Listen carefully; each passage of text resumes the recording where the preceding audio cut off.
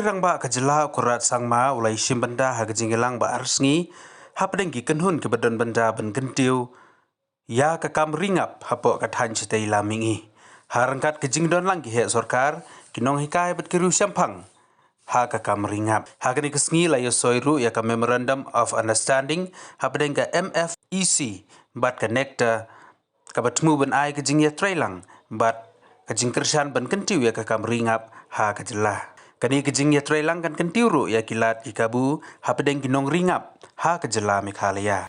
At the very outset, I would like to congratulate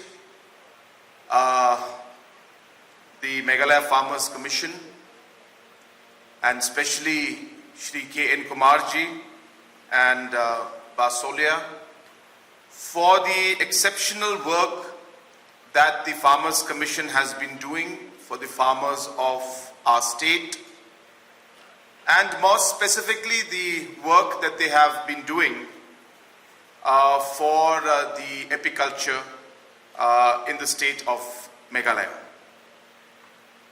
Without going too much into technical aspects, the most important point for today is the fact that this kind of a stakeholder conference I don't think has been held in too many locations, and definitely not in the Northeast at this scale ever before. And this speaks of the kind of attention, the focus, and the plans that we have when it comes to apiculture and the opportunity that we see in the entire process. We have the farmers today who are here. We have the entrepreneurs who then link up with the farmers.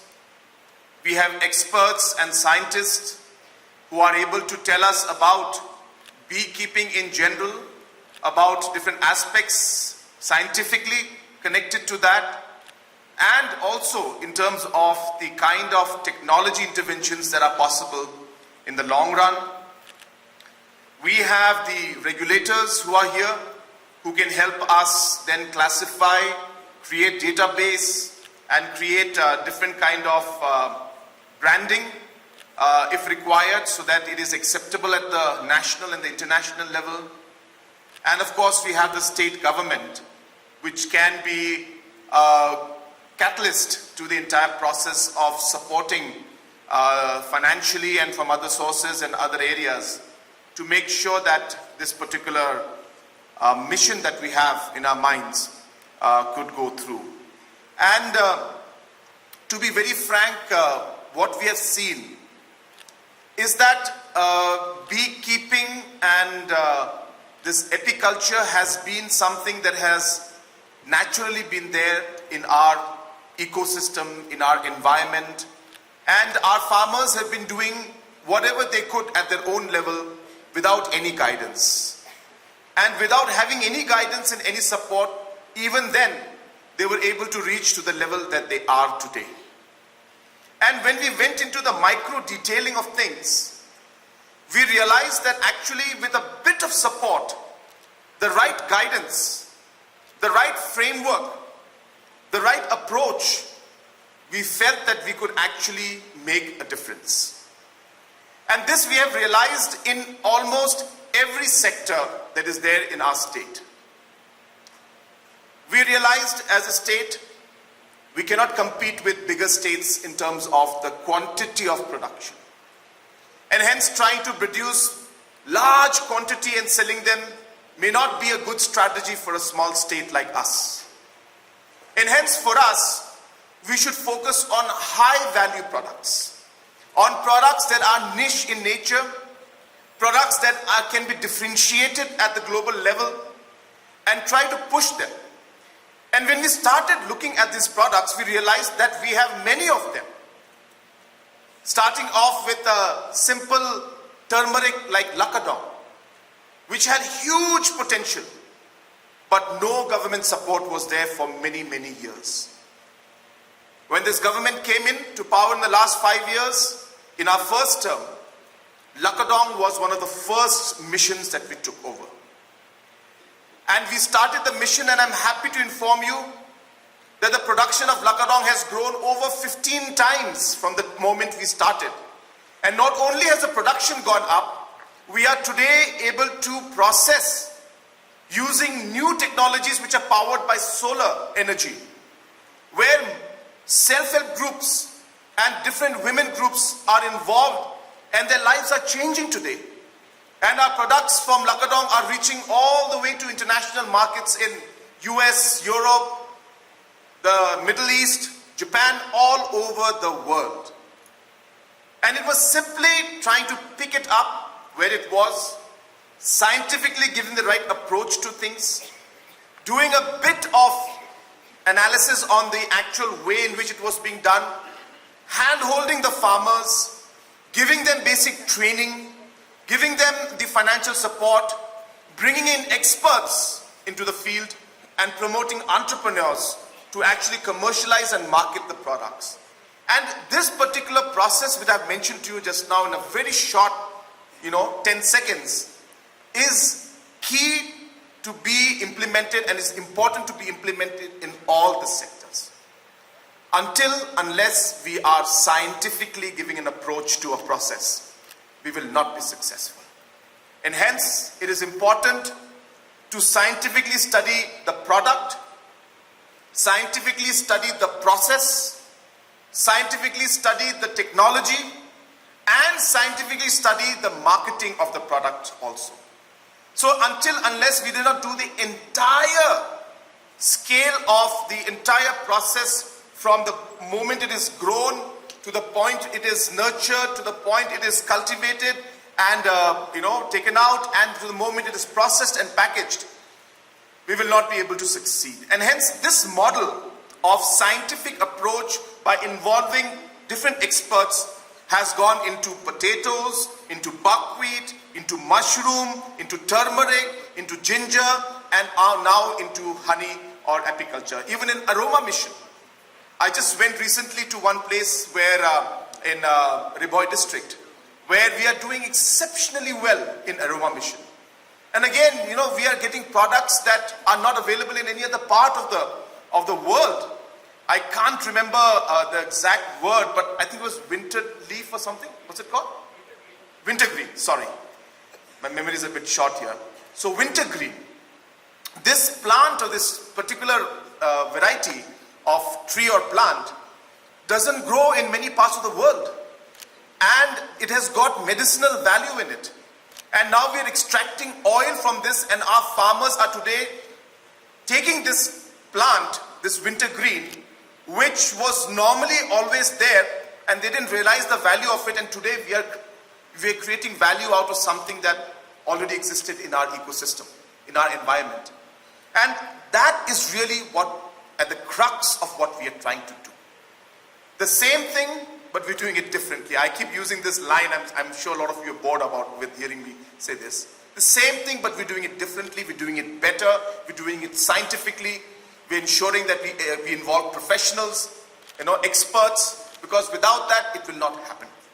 Today, the signing of this MOU, it may look very simple to some of you, or it may look like we're just doing it for show, just because we are standing here and something has to be signed. Absolutely not.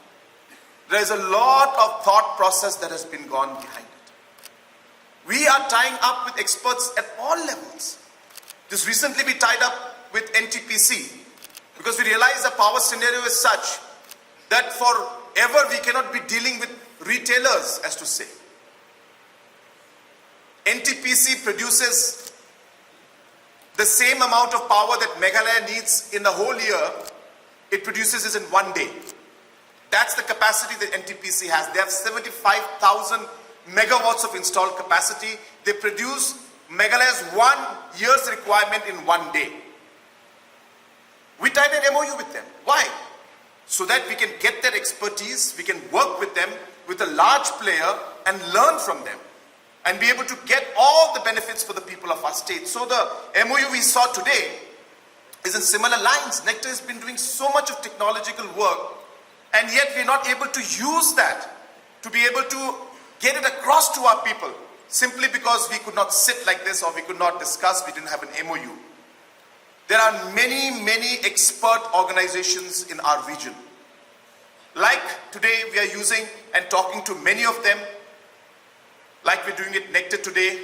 I urge that all of us, all departments and organizations, even self-help groups, you must coordinate with people who already know, are experts, can guide you, and it will reap benefits for you in the long run. So therefore, it's very critical, and I'm sure that will happen. In terms of our targets, I know that we are being very ambitious out here, very ambitious. We produce roughly about 25,000 kilos. That's about 25 metric tons annually as of now, which is happening without us intervening in any large-scale manner or any kind of a scientific approach. And we have only 5,000 farmers who are doing this. Now, what we need to realize as a state and as people is that it's not that bee farming is a new activity or activity that you'll have to leave your other activities and you can only do bee farming. Or you can only do apiculture, they cannot do anything else. The beauty of this entire thing is, it is an addition to what you are already doing. You don't have to do anything new. It's maybe one of the most simplest things we can do. And every activity can be then creating economic value. Today the bee boxes are coming from outside. If our entrepreneurs start making the boxes here, then it's another area of job creation for our entrepreneurs. We will be needing many boxes, because I'm telling you as Chief Minister that we plan to invest heavily in the next 5 years to take apiculture to a new level. We are seeing a huge potential in this. The boxes that are required, the technology that's required, the manpower that's required, the financial support that's required, the programs like these that are required, we will do these programs because we see an opportunity. We are expecting that out of the 4.5 lakh farmers that we have in the state today, 4.5 lakh farming families, I should say, we are hoping that at least 25% also, which means about 1 lakh families, even if 1 lakh families can take up this additional activity. Today we are selling honey roughly plus minus, depending on quality, it's about 500 rupees per kg, plus and minus. Some will be lesser, some will be more. But if that average were to continue, we have roughly only about close to 25 metric tons today. But if this were going up to 1 lakh families, and we were able to produce even 5 kgs per family per year, we would be able to take our production up to 20,000 metric tons. Now, I know it's a very ambitious goal, but it gives us an opportunity to see what is possible. And I think it's important to be able to see the possibilities and move towards it, rather than just going blindly and not knowing where we're going. So we have a goal. I hope we can reach there. It's not going to be easy.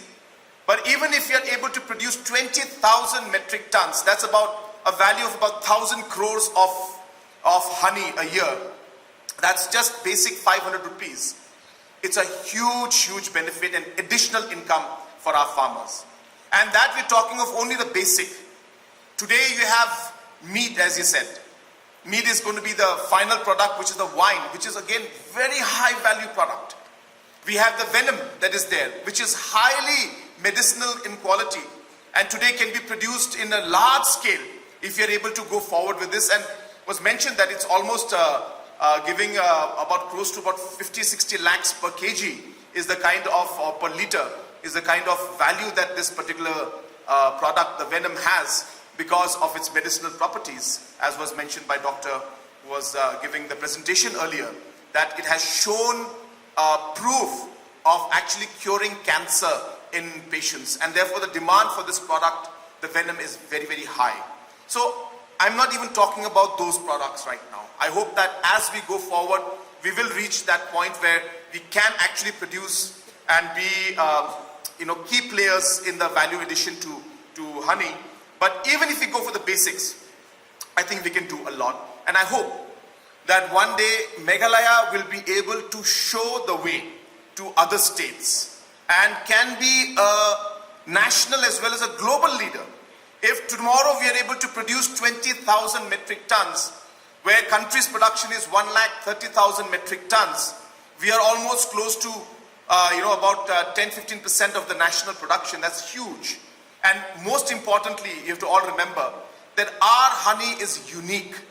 Because of the biodiversity that we have, because of the difference in the climatic conditions, because of the different products, the different range of flora out here that we have, all of these aspects leads to our honey being very, very unique and different in nature, and that aspect needs to be looked into. So there's a lot to be done. I don't want to take much time. We have heard a lot from everybody.